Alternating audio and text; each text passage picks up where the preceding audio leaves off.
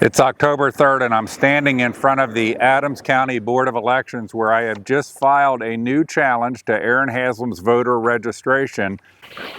Hey Stephanie, how are you today? Good. What can we do for you? Well, here's a new challenge on Aaron Haslam. Okay. All right. And it's already signed. Okay. So I noticed this front page, there's no place you put a date on there. No, there's not, is there? Can you give me a timestamp? Yeah, I never thought about that before, but I was looking at that form and there's no place to put a date. I'll give you a copy of it. Based on a Supreme Court decision from my first challenge, where this body, the Board of Elections, never had a proper hearing. The Supreme Court's decision denied my writ relating to Aaron Haslam to cancel his voter registration and would not grant me the relief of forcing the Board of Elections to have an actual hearing relating to Aaron Haslam, because I had not specifically requested a hearing within my Supreme Court filings. But the good news is the actual narrative in the Supreme Court's decision was very inclusive of the points I brought up. It was very clear that the Supreme Court, I believe, thought that it was inappropriate for this board not to have a proper hearing, that I had introduced evidence originally and then additional evidence afterwards within the Supreme Court filings that certainly would merit a hearing and an investigation relating to Aaron Haslam's, what I believe, fraudulent voter registration here in Adams County.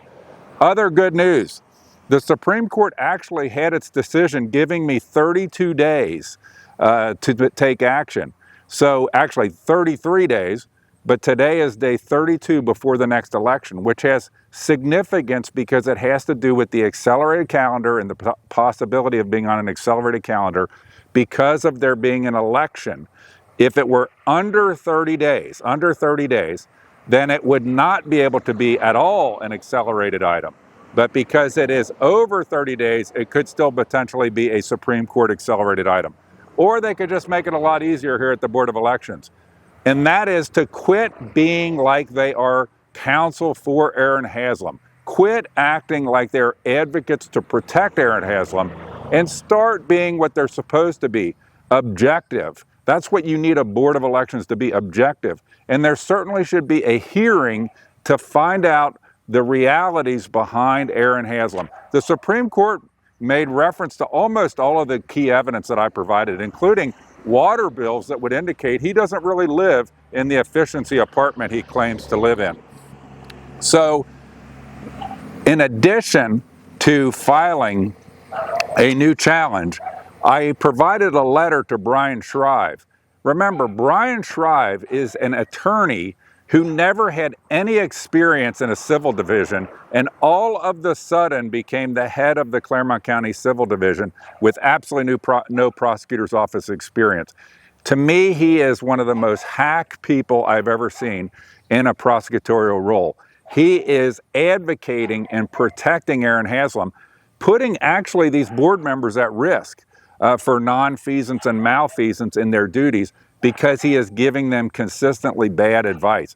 Why is everybody here? Why is BRIAN SHRIVE, Aaron Haslam, the Board of Elections, why is everybody so afraid of a hearing? Why don't you think about that for a second? Why are they so afraid of there being an actual hearing relating to Aaron Haslam? I think we know why.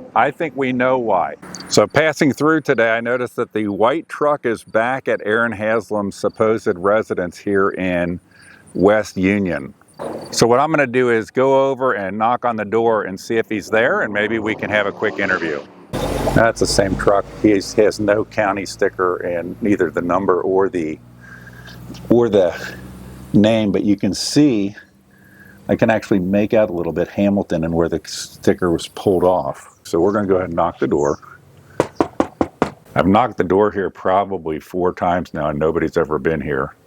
This is also David Kelly, the ex-prosecutor. It was his sham address until August 28th when he canceled his registration after it was found that he actually had been registered in Arizona since, I think, July of 2023. I'm going to knock again.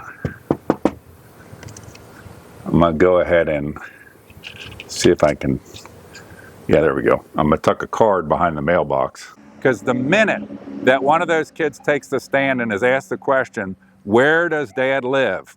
The jig's up. The minute Christine Barrett Haslam actually shows her face here in West Union in Adams County and is on the stand asking, where does your husband actually live? The jig is up.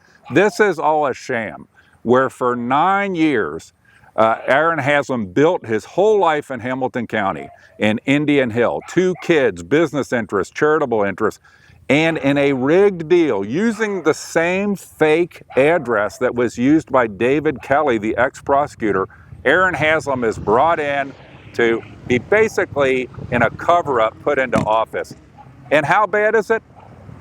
This office, the Board of Elections, is responsible for investigating things that look sketchy, but they never did an ounce of investigation related to Aaron Haslam, even when a county commissioner and the newspaper were calling out that his election credentials, his address for registration, was a sham. It is enough.